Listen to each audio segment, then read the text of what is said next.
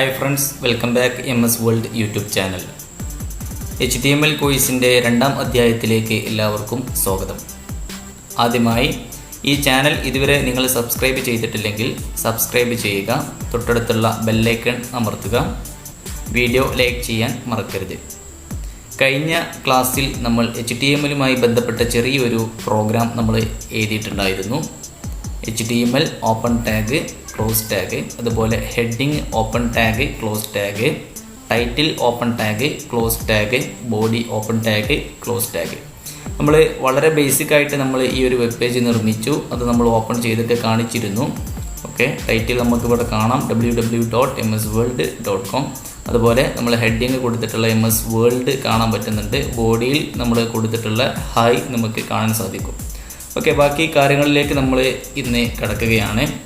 Okay, HTML coding നമ്മൾ ബാക്കി start ചെയ്യുന്നു. നമ്മളിവിടെ ഹെഡിങ് കൊടുത്തിരുന്നു MS വേൾഡ്. ഈ MS വേൾഡിൻ്റെ പൊസിഷൻ നമ്മൾ വെബ് പേജിൽ കാണുന്നത് ഏറ്റവും ലെഫ്റ്റിൽ മുകളിലായിട്ടുള്ള ഒരു അലൈൻമെൻറ്റിലാണ്, ലെഫ്റ്റ് അലൈൻമെൻ്റ് ആയിട്ടാണ് കാണുന്നത്. ഇതിനെ നമ്മൾ ഈ ഒരു ഹെഡിങ്ങിനെ നമ്മൾ സെൻറ്ററിലേക്ക് കൊണ്ടുവരുന്ന കോഡിങ്ങിലേക്കാണ് നമ്മൾ പോകുന്നത്. ഓക്കെ, സെൻറ്ററിലേക്ക് കൊണ്ടുവരുന്നു, അതിൻ്റെ സൈസ് ഒരു ഇച്ചിരി കൂട്ടുന്നു, അതുപോലെ അതിനെ ഒന്ന് ഇറ്റാലിക് ആക്കുന്നു, ഒരു സ്റ്റൈലിഷ് ആക്കി മാറ്റുന്നു, അതുപോലെ അതിന് അണ്ടർലൈൻ എങ്ങനെ കൊടുക്കുന്നു. ഇങ്ങനത്തെ കുറച്ച് കാര്യങ്ങളാണ് നമ്മൾ എന്ത് ചെയ്യുന്നത്, പറയുന്നത്. ഓക്കെ, ബാക്കി കാര്യങ്ങൾ നമുക്ക് പറയാം. ഓക്കെ, നോട്ട് പാഡിലേക്ക് നമുക്ക് പോകാം. ഓക്കെ, MS വേൾഡ് നമ്മളിവിടെ ടൈപ്പ് ചെയ്തിട്ടുണ്ട്. ഈ MS വേൾഡിൻ്റെ ലെഫ്റ്റിലും റൈറ്റിലുമായിട്ട് ഒരു ഓപ്പൺ ടാഗും ക്ലോസ് ടാഗും ഇട്ട് കൊടുക്കണം. ഓക്കെ, ഇതിന് നമ്മൾ സെൻറ്ററിലേക്ക് കൊണ്ടുപോവുകയാണ്. അപ്പോൾ ഒരു സെൻറ്റർ ഓപ്പൺ ടാഗ് നമ്മളിവിടെ കൊടുക്കുന്നു. MS വേൾഡ് എന്നുള്ള വേർഡ് കഴിഞ്ഞാൽ നമ്മൾ എന്ത് ചെയ്യുന്നു, ക്ലോസ് സെൻറ്റർ ടാഗ് എന്ത് ചെയ്യുന്നു, കൊടുക്കുന്നു. നമ്മൾ ഇതിനൊന്ന് ജസ്റ്റ് സേവ് ചെയ്തിട്ടൊന്ന് ജസ്റ്റ് ടെസ്റ്റ് ചെയ്ത് നോക്കാം. ബ്രൗസറിൽ പോകുന്നു, ഇവിടെ റീഫ്രഷ് ഉണ്ടാവും. അത് ജസ്റ്റ് ഒന്ന് അടിച്ച് നോക്കിക്കഴിഞ്ഞാൽ നമ്മൾ വരുത്തിയിട്ടുള്ള മാറ്റങ്ങൾ നമുക്ക് കാണാൻ സാധിക്കും. ഓക്കെ, ഒന്ന് റിഫ്രഷ് ചെയ്തു. റിഫ്രഷ് ചെയ്തപ്പോൾ MS വേൾഡ് എന്ന് പറയുന്ന ഹെഡിങ് എന്ത് ചെയ്തു, സെൻറ്ററിലേക്ക് വന്നു. ഇനി ഇതിൻ്റെ സൈസ് അല്ലെങ്കിൽ ഇതിനെ നമ്മളൊന്ന് ബോൾഡ് ആക്കണം, ഒന്ന് കട്ടി കൂട്ടാൻ വേണ്ടിയിട്ട് നമ്മൾ എന്ത് ചെയ്യാണ്, ഒരു ബോൾഡിങ് ടാഗ് നമ്മൾ കൊടുക്കുകയാണ്. ഓക്കെ, അപ്പോൾ നമ്മൾ സെൻറ്ററിലേക്ക് കൊടുക്കാനുള്ള ടാഗ് കൊടുത്തിട്ടുണ്ട്. ഇനി ബോൾഡ് ആക്കുകയാണ്. ബോൾഡ് ആക്കുന്ന സമയത്ത് നമ്മൾ ഒരു B എന്ന് പറയുന്ന ടാഗാണ് യൂസ് ചെയ്യുന്നത്. Okay, open tag B. അതുപോലെ ഈ ബോൾഡ് നമ്മൾ ക്ലോസ് ചെയ്യുകയും വേണം. ഓക്കെ, അപ്പോൾ ക്ലോസ് ടാഗ് B. ഓക്കെ, അപ്പോൾ നമ്മൾ ബോൾഡിങ് ഓപ്പൺ ചെയ്തു, ബോൾഡിങ് ക്ലോസ് ചെയ്തു. ഓക്കെ, നമുക്ക് ഇതിനൊന്ന് സേവ് ചെയ്യാം. ജസ്റ്റ് അവിടെ പോയിട്ട് മാറ്റം നോക്കാം. ഒക്കെ റീഫ്രഷ് ചെയ്ത് കഴിഞ്ഞാൽ ബോൾഡായിട്ട് ആവുന്നുണ്ടോ എന്നുള്ളത് ഒന്ന് ചെക്ക് ചെയ്ത് നോക്കാം. ഓക്കെ, ഓക്കെ, ബോൾഡായി. ചെറുതായിട്ട് അതൊന്ന് കട്ടി കൂടിയതായിട്ട് നിങ്ങൾക്ക് ഇട്ടിട്ടുണ്ടാവും. ഇനി ഇതിനൊരു അണ്ടർലൈൻ കൊടുക്കാം, അല്ലെങ്കിൽ ഇതിൻ്റെ മോഡൽ നമുക്കൊന്ന് ജസ്റ്റ് ചേഞ്ച് ചെയ്ത് കൊടുക്കാം, ഇറ്റാലിക് ആക്കാം. ഇറ്റാലിക് എന്ന് പറഞ്ഞു കഴിഞ്ഞാൽ ഇതിനെ ഒരു മോഡലായിട്ട് സ്റ്റൈലിഷ് ആയിട്ടൊന്ന് ചെരിച്ച് നമുക്ക് എന്ത് ചെയ്യാം, എഴുതി നോക്കാം. ഓക്കെ, ഇറ്റാലിക് ആക്കാൻ വേണ്ടിയിട്ട് നമ്മൾ ഇവിടെ തന്നെ ഈ വേർഡ് എവിടെയാണോ വേർഡിൻ്റെ അടുത്ത് തന്നെയാണ് അതിനെ വരുത്തേണ്ട സ്റ്റൈലിഷും കാര്യങ്ങളൊക്കെ ആയിട്ട് നമ്മളതിൻ്റെ ടാഗുകൾ കൊടുക്കേണ്ടത്. ഓക്കെ, അപ്പോൾ ഇറ്റാലിക്കിന് നമ്മൾ ബോൾഡിന് B കൊടുത്ത പോലെ ഇറ്റാലിക്കിന് I എന്ന് പറയുന്നൊരു ടാഗ് ഓപ്പൺ ചെയ്യുന്നു, ഇറ്റാലിക്കിനെ നമ്മൾ ക്ലോസ് ചെയ്യുന്നു. ഓക്കെ, അപ്പോൾ ക്ലോസ് ഇറ്റാലിക് ടാഗ്. വീണ്ടും സേവ് ചെയ്യുന്നു. നമുക്ക് ഓരോ സമയത്ത് ഞാൻ സേവ് ചെയ്ത് നിങ്ങൾക്ക് കാണിച്ച് തരുന്നുണ്ട്. ഇങ്ങനെ ചെയ്യേണ്ട ആവശ്യമില്ല. ഞാൻ എന്ത് ചെയ്യണം, മാറ്റങ്ങൾ കാണിക്കാൻ വേണ്ടിയിട്ട് ഓരോ സമയത്തും സേവ് ചെയ്തിട്ട് ചെയ്യണം. ഓക്കെ, നമുക്ക് അവസാനം സേവ് ചെയ്തിട്ട് നമുക്ക് ഓപ്പൺ ചെയ്താലും നമുക്ക് എന്ത് ചെയ്യാൻ പറ്റും, ഈ മാറ്റങ്ങളൊക്കെ കാണാൻ പറ്റും.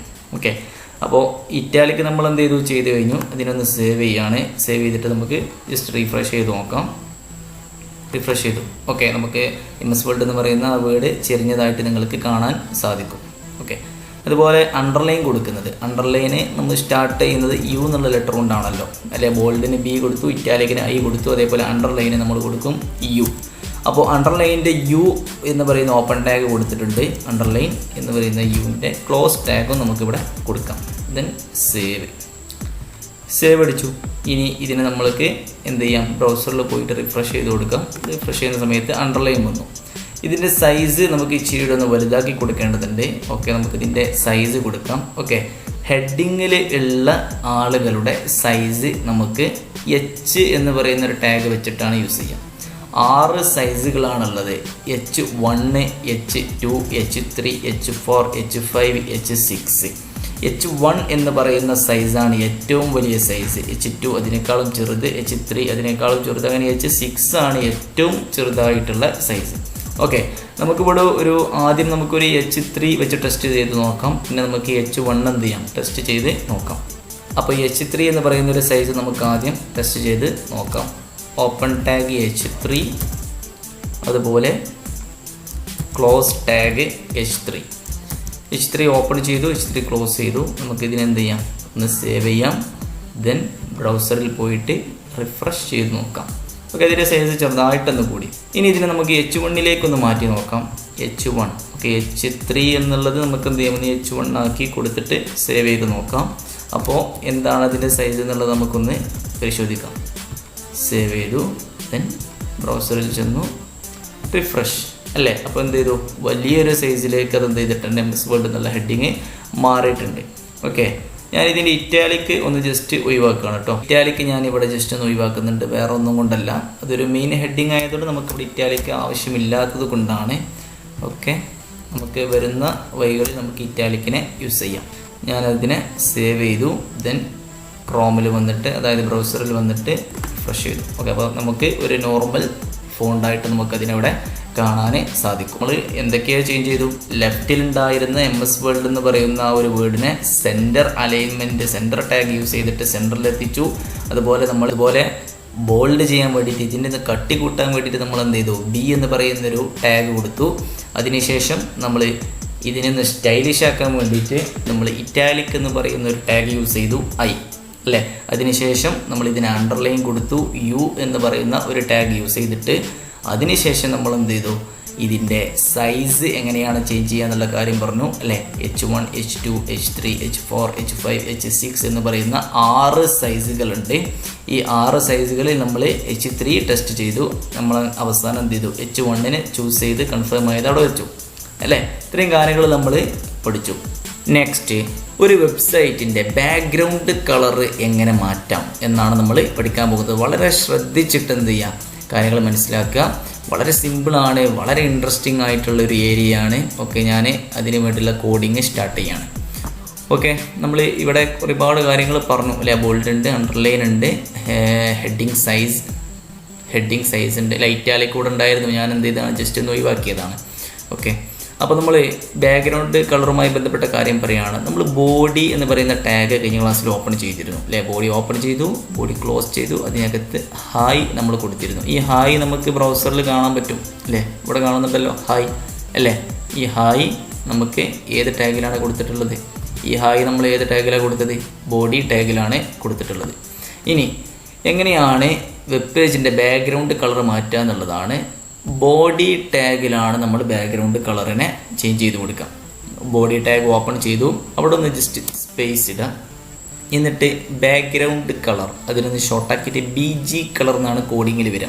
BG കളർ നമ്മൾ സാധാരണ കളർ എന്ന് എഴുതുമ്പോൾ COLOUR എന്നാണ് സ്പെല്ലിംഗ് വരിക. എന്നാൽ HTML കോഡിങ്ങിൽ കളറിന് COLOR എന്ന് മാത്രമേ ഉള്ളൂ. ഓക്കെ, അപ്പോൾ ബോഡി BG കളർ, ബോഡിയുടെ ബാക്ക്ഗ്രൗണ്ട് കളർ എന്ന് പറയുന്നത് ഈസ് ഈക്വൽ ടു, നമ്മളവിടെ ഈക്വൽ ടു ഇട്ട് കൊടുക്കണം. ഇനി നമ്മൾ ചെയ്യേണ്ടത് കളറിൻ്റെ പേരാണ്. കളറിൻ്റെ പേര് നമുക്ക് ഇൻവേർട്ടർ കോമയിൽ വേണം ചെയ്യാൻ, ഇട്ട് കൊടുക്കാൻ. ഓക്കെ, അപ്പോൾ നമുക്ക് ഇൻവേർട്ടർ കോമ ഇട്ട് കൊടുക്കാം. ഓക്കെ, ഇവിടെ നമുക്ക് ഏത് കളറാണോ ആവശ്യമുള്ളത് ആ കളറിൻ്റെ നെയിം അടിച്ചു കൊടുക്കാം. ഞാനിവിടെ ജസ്റ്റ് റെഡ് എന്ന് ടൈപ്പ് ചെയ്യുന്നുണ്ട്. ഓക്കെ, ഇൻവേർട്ടർ കോമ ഇട്ടു. ഓക്കെ, റെഡ് ചൂസ് ചെയ്തു. ഇനി നമുക്ക് ഇതിനൊന്ന് സേവ് ചെയ്ത് നോക്കാം. എന്നിട്ട് അതിൻ്റെ മാറ്റം ഒന്ന് ഒബ്സർവ് ചെയ്യാം. സേവ് ചെയ്തു. നമുക്ക് ഇതിനെന്ത് ചെയ്യാം, ഒന്ന് ടെസ്റ്റ് ചെയ്ത് നോക്കാം. ഇതിൻ്റെ ബാക്ക്ഗ്രൗണ്ട് കളർ മാറുന്നത് നിങ്ങൾക്ക് ശ്രദ്ധിക്കാം. റിഫ്രഷ് ചെയ്തു. ഓക്കെ, കണ്ടില്ലേ. അപ്പോൾ വെബ്സൈറ്റിൻ്റെ അല്ലെങ്കിൽ വെബ് പേജിൻ്റെ ബാക്ക്ഗ്രൗണ്ട് കളർ മാറ്റുന്ന ഒരു ടെക്നിക്കാണ്, അല്ലെങ്കിൽ അതിന് വേണ്ടിയുള്ള HTML കോഡിംഗ് ആണ് ഇപ്പോൾ നമ്മൾ പറഞ്ഞിട്ടുള്ളത്. ഇനി ഈ വെബ് പേജിൽ എന്തൊക്കെ കണ്ടൻറ്റുകളാണ് ആഡ് ചെയ്യേണ്ടത്, ഈ വെബ് പേജിൽ എന്തൊക്കെയാണ് മെയിനായിട്ട് വരേണ്ടത്, ഏതെല്ലാം പിക്ചറുകളാണ് വരേണ്ടത്, എന്തെല്ലാം സെൻറ്റൻസുകളാണ് ഇതിൽ കൊണ്ടുവരേണ്ടത്, ഈ വെബ് പേജിൽ നിന്ന് മറ്റൊരു വെബ് പേജിലേക്ക് ലിങ്ക് കൊടുക്കേണ്ടതുണ്ടോ, അതുപോലെ നമുക്ക് അതുപോലെ യൂട്യൂബിലേക്കുള്ള ലിങ്കുകൾ എങ്ങനെയാണ് കൊടുക്കുക, ഗൂഗിൾ മാപ്പിലേക്കുള്ള ലിങ്കുകൾ എങ്ങനെയാണ് കൊടുക്കുക, അതുപോലെ മറ്റ് വെബ്സൈറ്റിലേക്കുള്ള ലിങ്ക് എങ്ങനെയാണ് കൊടുക്കുക. ഇങ്ങനെ നമുക്ക് റെഫറൻസ് നമുക്ക് എന്ത് ചെയ്യാൻ പറ്റും, കൊടുക്കാനേ പറ്റും. അങ്ങനത്തെ ടെക്നിക്കൊക്കെ നമുക്ക് വരും വീഡിയോസിൽ എന്ത് ചെയ്യാം, പറയാം. അങ്ങനെ ഒരുപാട് ക്രേസ് ആയിട്ടുള്ള, വളരെ വണ്ടർഫുൾ ആയിട്ടുള്ള, ത്രില്ലിംഗ് ആയിട്ടുള്ള ഒരുപാട് കാര്യങ്ങൾ നമുക്ക് എന്ത് ചെയ്യാണ്ട് പഠിക്കാൻ ഉണ്ട്. വളരെ സിമ്പിളാണ്. വരും വീഡിയോകളിൽ ആ കാര്യങ്ങളുമായിട്ട് ഞാൻ വരാം. നിങ്ങൾ ഈ ചാനൽ ഇതുവരെ സബ്സ്ക്രൈബ് ചെയ്തിട്ടില്ലെങ്കിൽ സബ്സ്ക്രൈബ് ചെയ്യുക. വളരെ യൂസ്ഫുൾ ആയിട്ടുള്ള ഒരു ലാംഗ്വേജാണ്. അടുത്തൊരു പാർട്ടുമായിട്ട് വീണ്ടും കണ്ടുമുട്ടാം. അതുവരെ താങ്ക് യു, ബൈ ബൈ. നിങ്ങളുടെ സ്വന്തം MS വേൾഡ്.